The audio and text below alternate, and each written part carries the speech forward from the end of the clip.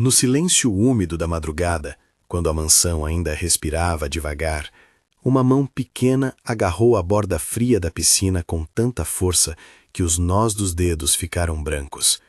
Joaquim escorregou, os sapatos encharcados afundando na pedra lisada, e por um instante o mundo virou água e escuro. A respiração veio curta, o peito apertado. Ele pensou, com a razão reduzida à superfície do espelho d'água diante dele, que ali terminava tudo. Não havia ninguém para ouvi-lo, só o tilintar distante de uma campainha, o vento cheirando a verbena, a casa inteira ainda envolta no sono das coisas ricas. Ele havia ido até ali para recolher o que achava ser um pequeno favor, recuperar um medalhão de prata que caiu, dias antes, no ralo da fonte que Dona Antônia gostava de enfeitar com aquários de peixinhos de plástico. Joaquim trabalhara por anos nos jardins da rua onde a mansão ficava, conhecia cada rosa, cada pedra, cada fresta do corrimão. Ser chamado de o anão no noticiário local seria uma grosseria, mas entre eles era só Joaquim, homem miúdo, voz baixa, sempre com um chapéu gasto e a dignidade de quem aprendeu a ser útil sem esperar aplausos. Ainda assim, ali, na beira da piscina, sem apoio, com a água escura mastigando a luz do luar, ele achou que era o fim. A queda foi curta. O impacto do corpo na água foi mais um frio que cortou do que uma batida. Joaquim emergiu, cuspindo, agarrado à borda. Sentiu algo mais do que o frio, uma sensação de traição, não contra ele, mas contra a própria capacidade de se manter firme. Era uma espécie de vergonha, a de se ver fragilizado num lugar onde o resto do mundo lhe dizia para ser invisível. Um sapato na calçada, um rumor de passos, uma voz aguda, precisa, deslocada. "O que você está fazendo aí?" A voz era de Viviane. Ela apareceu na varanda como quem cai num cenário que não era o seu.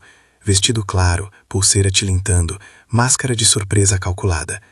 Um olhar descendo, medindo, e subindo novamente para encontrar Joaquim como quem encontra um objeto fora do lugar.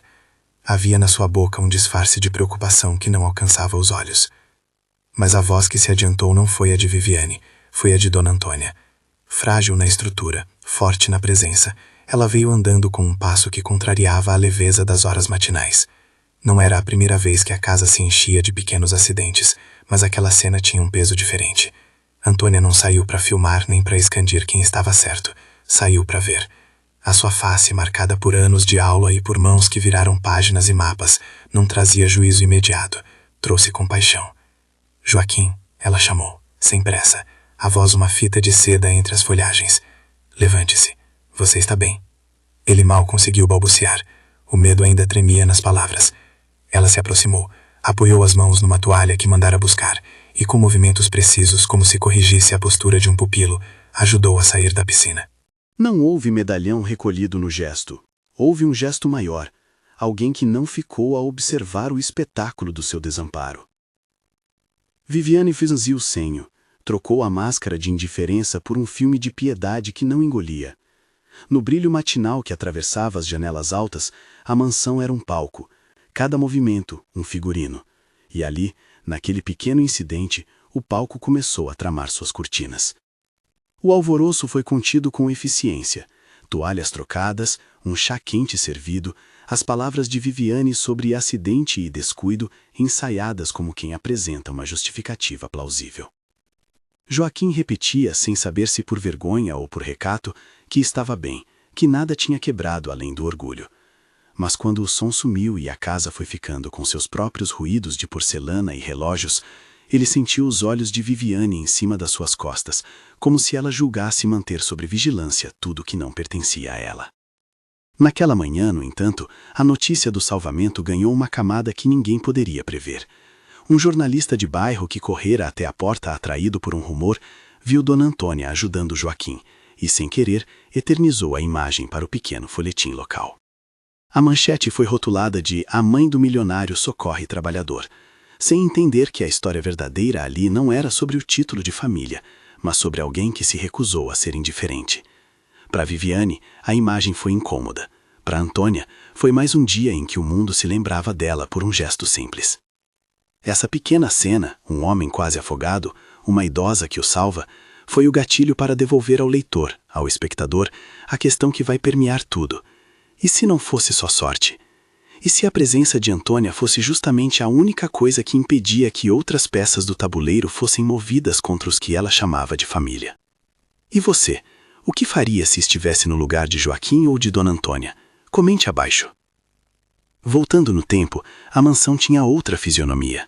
Antes do jornal, antes da bijuteria emocional exibida ao público, ela fora por décadas casa de escola, não por arquitetura, mas por essência. Dona Antônia, professora de história que ensinara gerações, sentava com seus alunos como quem disponibilizava mapas, não só geográficos, mas humanos. Suas mãos, que agora tremiam levemente quando pegava na xícara, já escreveram milhares de datas e nomes, e neles depositou a crença no valor da memória. Quando o marido morreu e a herança se formou, o nome dela permaneceu como tábua de salvação, posto que os negócios de Vinícius, filho único, brilhante e obstinado, prosperaram rapidamente. Ele, que aprendeu cedo a traduzir risco em planilha, transformou a pequena empresa da família em império, e a mansão tornou-se o centro de decisões e festas modestas que se vestiam de luxo. Vinícius tinha o sorriso ensaiado do homem que não mais precisava provar nada. Nos jantares, ele falava de expansão, de números, de inaugurações de filiais. Nas redes, aparecia ao lado de Viviane, que usava roupas que pareciam desenhadas para serem vistas. Ele se orgulhava dela como se dela dependesse uma imagem social projetada para durar. Entre eles havia cumplicidade, mas havia também uma divisão de papéis. Ele assinava cheques, ela escolhia convidados, e a casa que antigamente cantava história passou a cantar imagem. Viviane não era apenas uma mulher ambiciosa por vaidade. Havia nela um cálculo frio, entender o alcance de um nome e posicionar-se nele. Casou-se com Vinícius com a naturalidade de quem escolhe um palacete em um catálogo. Não que o amor fosse falso, era só que o amor e o interesse em sua boca pudessem andar de mãos dadas sem tanto embaraço. Ela podia sorrir com um assessor de imprensa como sorri para a plateia, e sorria, quando convinha, para Dona Antônia com a mesma eficácia. Por baixo desse verniz elegante, porém, havia uma pressa, a pressa de moldar o futuro da família como se fosse uma vitrine a ser rearranjada. Rosa conhecia cada uma dessas sutilezas melhor do que qualquer outra pessoa na casa. Trabalhava ali há 25 anos, não só como empregada, mas como guardiã das coisas que não eram escritas. Os segredos de louça, os horários dos remédios, o humor de Dona Antônia nas manhãs de chuva. A vida de Rosa era feita de proximidade e silêncio. Mas a proximidade sem poder gera uma sensibilidade perigosa. Ela notava os detalhes pequenos que contradiziam a boa forma das aparências. Foi ela quem começou a juntar provas daquilo que ninguém ainda queria admitir. As provas de Rosa não eram europeias nem cinematográficas, eram domésticas e decisivas. Um caderno preto habitado por anotações de horários e coincidências, um pedaço de guardanapo com uma caligrafia que ela não reconhecia, um par de óculos trocados. Antônia tinha um par redondo e gasto. Uma vez encontraram-no numa bandeja de chá onde não deveria estar. Havia também a fatia de bolo que Rosa guardou num pote por causa de algo estranho no gosto, e que ao ser cheirada dias depois, parecia conter um resíduo que não devia. Rosa tentava ser prudente. Não era tola. Sabia que acusações sem base poderiam destruir vidas. Por isso, ao invés de proclamar, ela arquivava. Nas páginas do seu caderno, as margens tinham anotações quase em código. Terça, copo quebrado. Quinta, visita à sala, Viviane sozinha. Sábado, Antônia confusa no corredor. Pequenos sinais, alinhavados, começavam a formar uma figura maior. A figura era simples, terrível na sua previsibilidade. Uma série de passos cuidadosos para empurrar uma mulher frágil para a beira de uma situação irreversível. Rosa sentiu que aquilo não era apenas cobiça, era estratégia. Numa tarde, ela viu Viviane entrar sem chamar, levando uma pasta de couro que cheirava a escritório. A pasta foi deixada por alguns instantes sobre a biblioteca, enquanto Viviane atendia uma ligação com a voz baixa. Quando a porta bateu e o silêncio voltou, Rosa se aproximou, não por intromissão, por costume. Apenas abriu a pasta. Dentro, além de papéis, havia um envelope simples e um rascunho de algo que podia ser um documento antigo. Havia também um extrato bancário de um fundo que, à primeira vista, parecia estranho. Transferências pequenas para terceiros, pequenas como sementes. Rosa fechou a pasta no impulso de quem entende que os limites separam o que é dela do que a casa exige dela ser. Ela não contou a ninguém naquele instante. Foi ao seu quarto, pegou um bloco limpo e reproduziu apenas o contorno do que vira. Por que reproduzir e não denunciar? Porque denunciar cedo demais significava que alguém poderoso poderia limpar o quadro. Rosa sabia que para derrubar um castelo de imagens era preciso ter pedras cruas, documentos, nomes, testemunhas. E no meio desse tabuleiro, quem viu uma peça essencial sem querer foi Joaquim. No seu turno de serviço, recolheu um papel dobrado atrás de um arbusto, uma folha que parecia mais um rascunho esquecido. Levou-a por hábito para a oficina onde guardava as ferramentas. Não tinha intenção de espionar ninguém, era apenas um homem que varria e consertava coisas. Mas, por sorte ou por destino, aquele pedaço de papel caiu no chão do seu barraco de ferramentas e ele, curioso, abriu. O papel continha uma lista simples de nomes, valores e percentuais, uma espécie de mapa de distribuição que não parecia corresponder ao que se dizia em voz alta. No topo, em letras apertadas, uma nota: testamento, rascunho, revisar com Álvaro. Era a prova do que Rosa sempre temera. Havia escritos, planos, um fio de legalidade sendo costurado não na luz de um cartório, mas nas sombras de uma sala de estar. Joaquim guardou o papel como quem guarda um fósforo em punho. Não para queimar, mas para iluminar quando fosse necessário. Vinícius, por sua vez, vivia numa bolha fácil de justificar. Ocupado com números e viagens, ele via na imagem pública uma tradução direta de sucesso. Ele delegava ao cuidado de sua mãe a rotina de gente afetuosa, sem perceber o entrelaçado delicado das intenções. Viviane assumira o papel de escudo. Do lado de fora, ela cercava a família com sorrisos e investimentos. Do lado de dentro, ela afinava as medidas que pareciam transformar independência em dependência. Em jantares, ela sugeria mudanças simples. Não seria melhor contratar uma enfermeira, como se a proposta fosse por amor. Vinícius, que jamais quis ouvir a palavra fragilidade sobre sua mãe, achava prudência na fala da mulher que lhe dava status. Mas a insistência de pequenos acidentes começou a abrir fissuras. Uma xícara deixada no lugar errado, um atraso nos remédios, pequenas coisas que poderiam ser sempre explicadas, mas que quando somadas, traçavam um padrão. Rosa começou a anotar com mais precisão. Joaquim, na sua oficina, folheava o papel que havia achado, sentindo-se de súbito uma espécie de guardião involuntário. Ele não sabia quais portas abrir, mas sabia que havia um fio que ligava Viviane àquelas ocorrências. Numa dessas noites em que a casa parecia expirar, Joaquim viu algo que quase lhe custou a coragem. Passando pela cozinha, ouviu a voz de Viviane num tom que não combinava com a simpatia de um evento social. Ela falava com alguém no telefone, e a palavra ajustar soou. Precisa se ajustar, disse ela, sutilmente. O resto da conversa foi num tom baixo, confidencial. Joaquim ouviu apenas fragmentos: papel, obra, um empurrãozinho. Ele congelou, como se uma sombra tivesse atravessado seu peito. Por muito tempo, pensou em ir embora com aquilo preso no bolso. Mas havia algo na sua natureza que o impediu, o senso de serviço, e algo até mais primitivo, não deixar as coisas fora de ordem. Não era um medo que o paralisava, era a consciência de que, sozinho, era a voz que se dissolvia. Mas agora, com o papel firme no bolso e a sensação da conversa de Viviane zunindo na cabeça, Joaquim compreendeu que aquilo não era um acidente, era estratégia. E estratégia, ele aprendera, não se detém por compaixão. As pequenas peças foram se encaixando como um quebra-cabeça que ninguém queria montar. A pasta na biblioteca, a lista de percentuais, a conversa sussurrada no telefone, as tacadas de Viviane em jantares elegantes sugerindo mudanças administrativas na casa.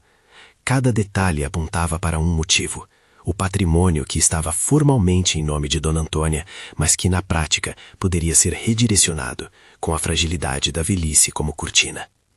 Rosa com seu caderno, Joaquim com seu papel, os olhos públicos observando o gesto nobre de Antônia à beira da piscina, tudo isso começou a se transformar numa constelação de evidências.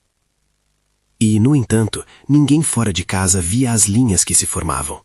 Para os amigos de Vinícius, tudo soava como o ajustamento inevitável da administração e dos cuidados. Para Viviane, a casa era um campo que poderia ser replantado para dar frutos mais apropriados à sua visão.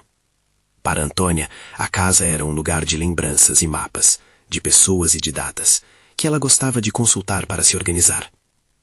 Ela sentia às vezes sinais de cansaço, seus passos eram mais lentos, suas mãos mais trêmulas, mas havia algo que nunca sumiu: o seu orgulho em ensinar. Numa tarde de primavera, Rosa decidiu agir, não de forma explosiva, nem de forma dramática, mas com a persistência que acompanhara todo o seu trabalho.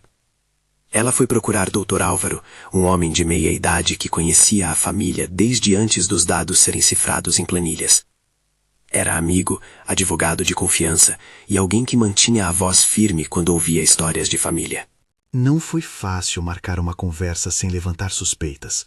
Rosa usou desculpas, foi discreta, e quando finalmente se sentou à frente dele, todo o cansaço de anos se dissolveu num fio secreto de coragem.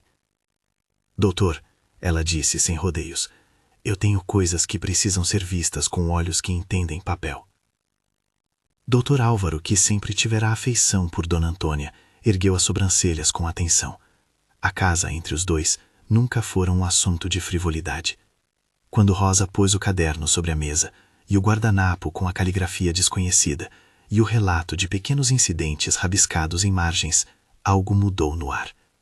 Não era ainda uma acusação, mas era suficiente para acender o interesse de um homem que sabia ler entre linhas.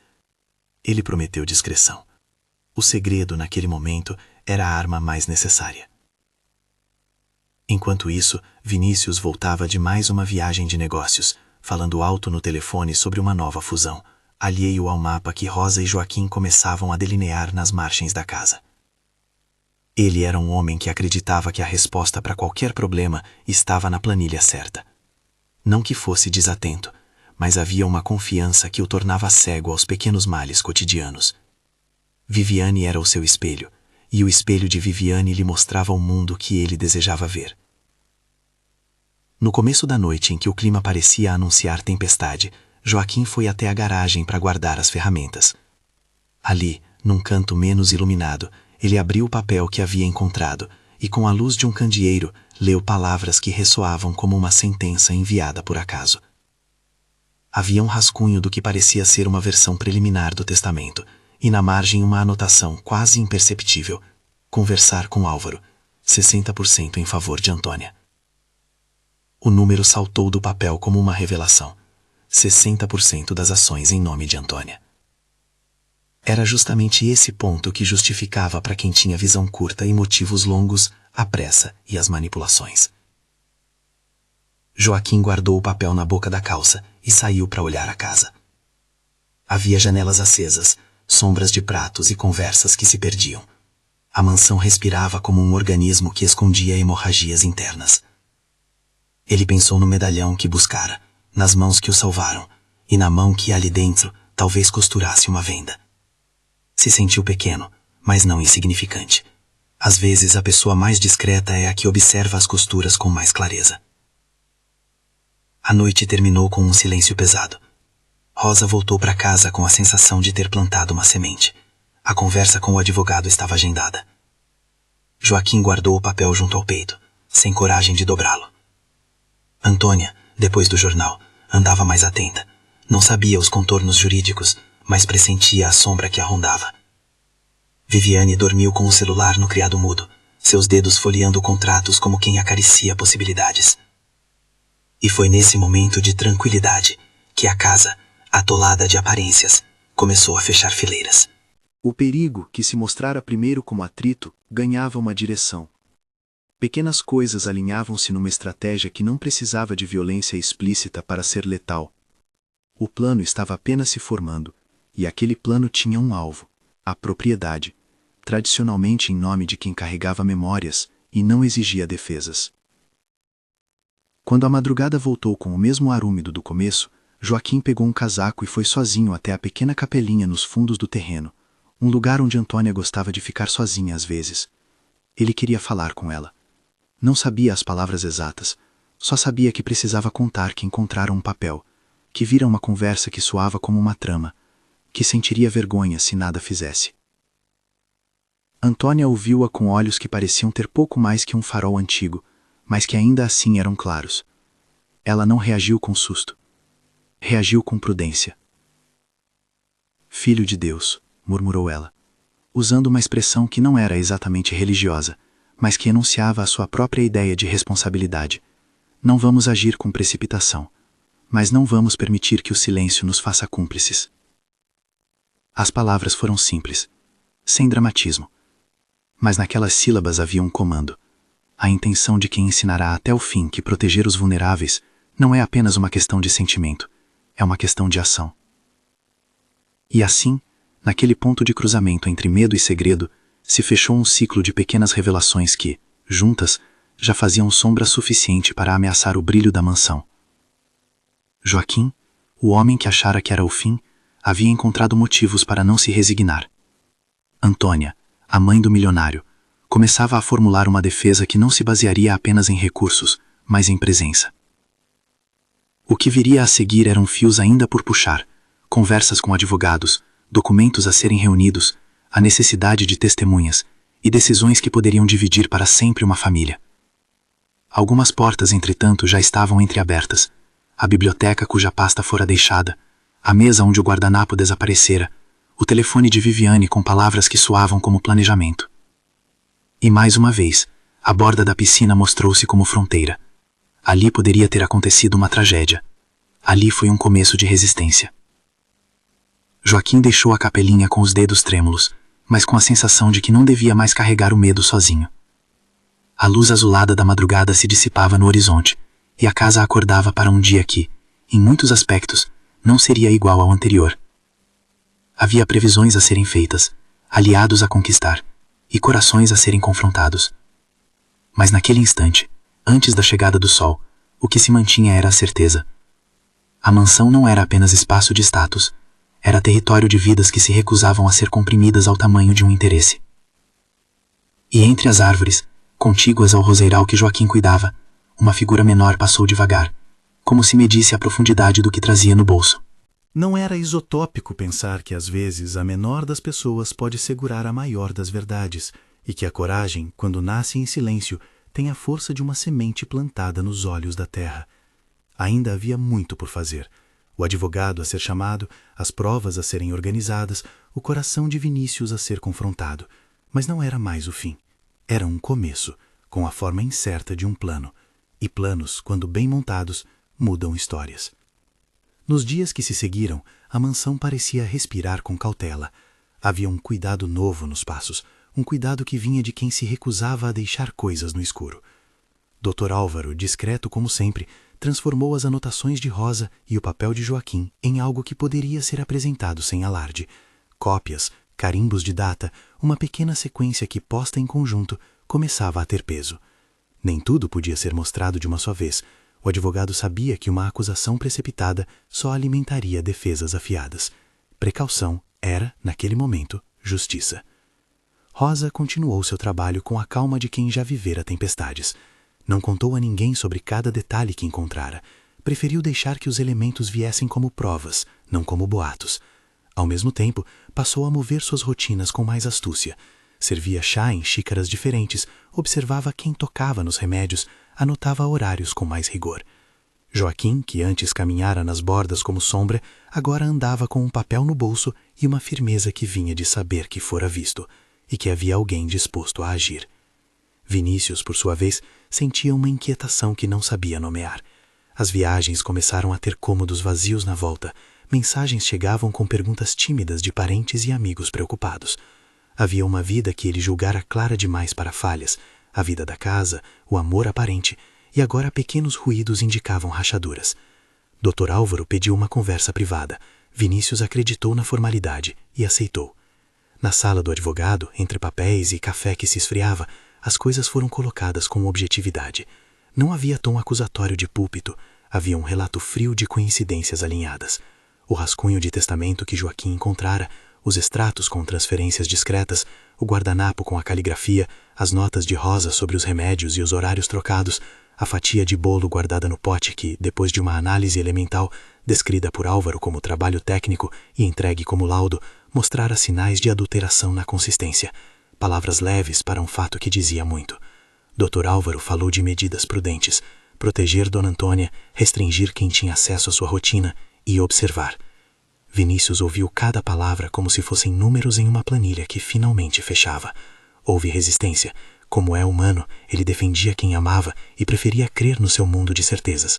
Mas nas entrelinhas do encontro houve algo inegável. O nome de Viviane aparecia com frequência em todos os documentos. Quando o Dr. Álvaro disse, com voz controlada, que não podia denunciar sem provas, mas que elas existiam e precisavam ser reunidas com cuidado, Vinícius sentiu uma pontada de vergonha. Não por ter sido enganado, isso era amargo, mas puramente humano, mas por ter permitido que a imagem de sua família fosse moldada sem que a verdade fosse considerada. Enquanto isso, Viviane seguia sua rotina com a naturalidade de quem acredita estar à frente do tabuleiro. O noticiário local, que dias antes celebrara o gesto de Antônia, trazia outra peça. A imagem do salvamento do jardineiro viralizara em círculos que Viviane preferia não notar. Havia, para ela, inconvenientes que precisavam ser corrigidos. A pressa de remodelar o futuro continuava. Quando a casa decidiu que já era tempo de agir, não houve dramaticidade, houve estratégia. Dr. Álvaro sugeriu manter as rotinas de Antônia com mais olhos e propôs, sem alarde, que Joaquim pudesse ajudar de perto, estar presente nos horários em que Antônia gostava de passear pelo jardim. Era uma forma de manter uma presença que ninguém esperaria ver como vigilância formal. Joaquim aceitou. Sentia que partilhava algo com a senhora que, além de salvá-la uma vez, lembrara-lhe que humanidade não tinha preço. Numa tarde de sol com nuvens tímidas, a casa recebeu um grupo pequeno de amigos íntimos. Uma reunião que, por fora, parecia casual, mas que permitia observar interações sem levantar suspeitas. Viviane, elegante, andava com o sorriso que elegera para festas. Antônia recebeu com a delicadeza de sempre. Rosa circulava, servia, observava. Joaquim permaneceu nos jardins, aparando as roseiras, mas com olhos que eram mais do que olhos. Eram um radar. A tensão começou a tomar forma quando, ao final da tarde, uma brincadeira de rompante transformou-se em um momento-chave. Antônia, encostada numa cadeira junto à piscina, tentou pegar o lenço que lhe caíra ao chão. Viviane, num gesto que poderia ser lido como distração, levantou-se para ajudar. Na verdade, o movimento revelou uma pressa e uma mão que empurrou mais do que o necessário o pé do tapete sob a cadeira. O assento deslizou.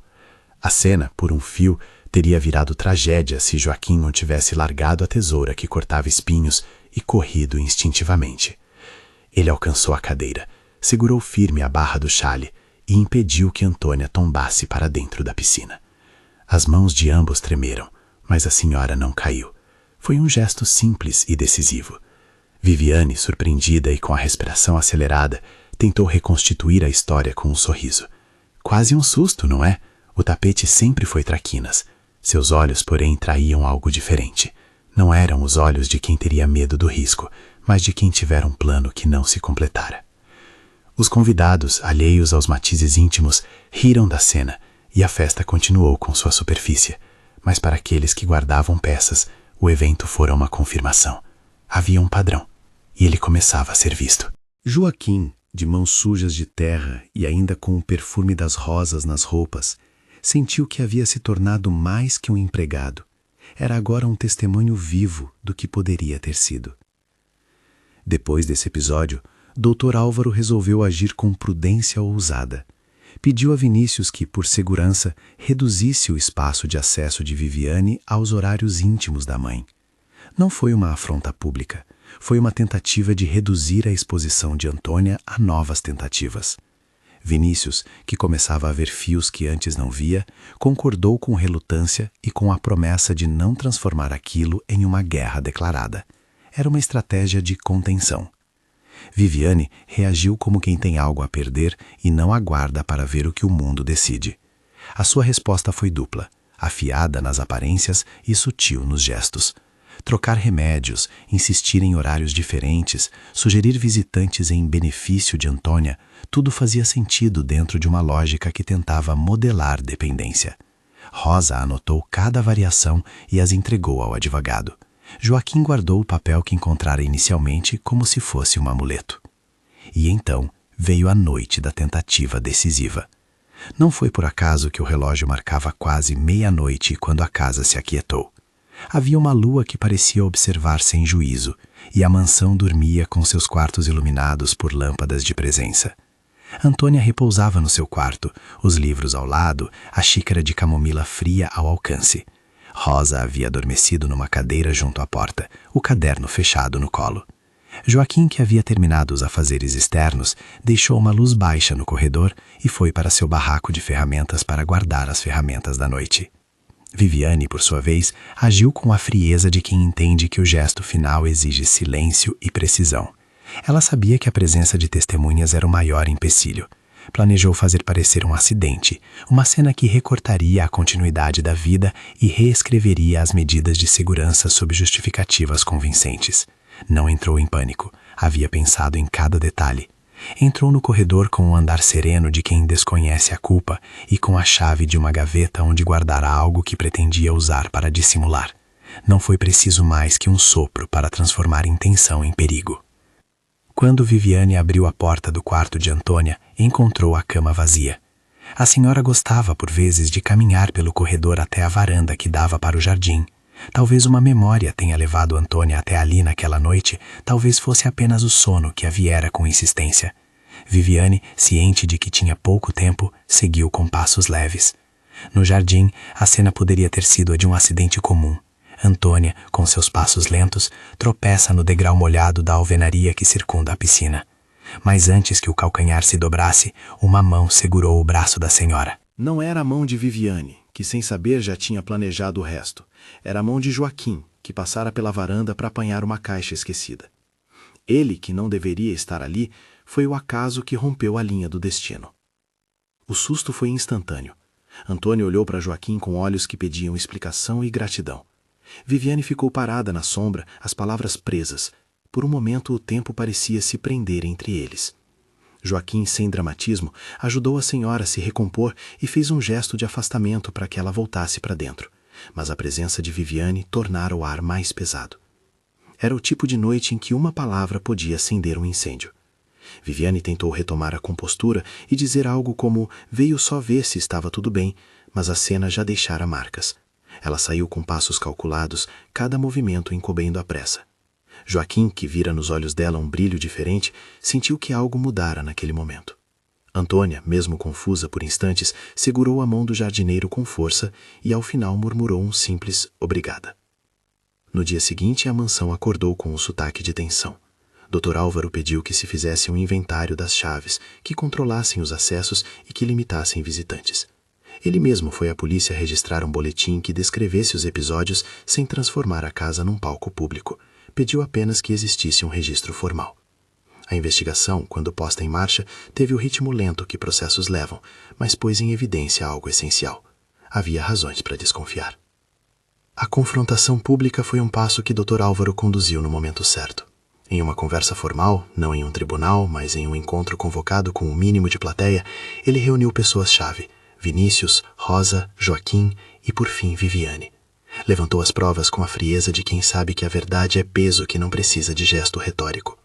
Mostrou registros, falou de transferências, do rascunho do testamento com o tal 60% que apontava a intenção de redirecionar patrimônios, leu trecho das anotações de Rosa e trouxe, para surpresa de todos, uma gravação telefônica que um conhecido de Viviane, convencido por Dr. Álvaro a colaborar, disponibilizara.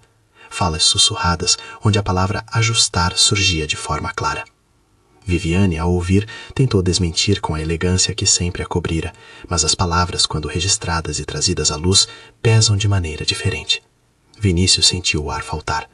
Não foi apenas a evidência que o feriu, foi o reconhecimento de que havia permitido que uma imagem o cegasse para fatos tão próximos. Ele olhou para a mãe, que estava sentada ao lado, frágil, mas com olhos atentos, e viu ali mais do que a proprietária de um patrimônio. Viu a humanidade que tinha negligenciado. O choque foi seguido de uma decisão rápida. Vinícius pediu que Viviane se retirasse temporariamente da residência. Não foi uma condenação judicial, ou pelo menos não ainda, mas foi uma ação imediata de proteção. Ele explicou com voz trêmula que o espaço da mãe precisava ser preservado e que a confiança teria de ser reconstruída. Viviane vociferou acusações de perseguição, disse que seria vítima de intrigas, que tudo se tratava de mal-entendidos. Mas a casa, que agora via as coisas com olhos mais claros, já havia formado uma opinião. Houve repercussão, como não poderia ser diferente. Amigos e conhecidos dividiram-se nos corredores das redes e o noticiário circulou a história com prudência e curiosidade. Alguns tomaram partido, outros esperaram os fatos. Dr. Álvaro, ao perceber que a tempestade tomaria proporções públicas, encaminhou documentos para processos formais e sugeriu medidas cautelares. A lei, como instrumento, começou a andar. A justiça, por sua vez, se fez presente no cuidado diário que passou a cercar Antônia. Viviane, isolada, viu suas estratégias despencarem. A pressa que a guiara transformou-se em ansiedade. O sorriso cedeu lugar a explicações que não colavam. A imagem que ela tanto cuidara de cultivar mostrou-se fragilizada diante da consistência das provas. Eventualmente, circunstâncias levariam a que ela respondesse por seus atos em instâncias apropriadas. Aqui, a história prefere não detalhar rotas processuais. O que importa é a consequência humana. Ela perdeu o controle daquele tabuleiro. A reconciliação entre Vinícius e Antônia não foi imediata, como um remendo perfeito. Foi construída em pequenas conversas, em perdões que pediam tempo. Ele pediu desculpas, não como gesto automático, mas reconhecendo as suas falhas. Passaram tardes inteiras na biblioteca, onde Antônia risisava mapas e ele, pela primeira vez em muitos anos, deixou de falar só em números. Rosa ganhou a confiança pública da família. Foi promovida de posição não pelo prêmio de exposição, mas por reconhecimento real. Passou a ser referência nas decisões do dia a dia. Recebeu elogios e, principalmente, foi ouvida. E Joaquim? O jardineiro que uma vez pensara que era o fim, teve, por obra daquela casa e da mulher que a habitava, algo parecido com um novo começo. A imprensa que celebrara o gesto de Antônia no salvamento da piscina voltou a procurar as pessoas envolvidas. Muitos foram os que, agora, se surpreenderam com a dignidade de Joaquim. Uma pequena peça em um jornal local contou a história do homem que encontrara um papel dobrado num arbusto e, sem saber, ajudara a desatar um nó que poderia ter sido trágico. O tom não foi piedoso, foi respeitoso. Antônia, por sua vez, fez algo que surpreendeu muitos. Numa tarde amena, convidou Joaquim para um chá no jardim. Era um gesto simples, sem plateia, onde ela lhe agradeceu não só pelo ato que salvou uma vez, mas pelo que ele representara em silêncio. Ela ofereceu-lhe como símbolo de gratidão um contrato formal de trabalho que o tiraria da informalidade, garantia de estabilidade e a promessa de que, a partir dali, ele seria reconhecido por aquilo que sempre fora, um profissional dedicado e um homem digno. Joaquim aceitou comovido. Sua voz, antes baixa, ganhou firmeza quando falou de futuro. A casa, depois de tanta agitação, passou a ter uma calma nova, que não era mais a mesma superfície de sempre. Era uma calma que conhecia os nomes do outro e que aprendia a proteger.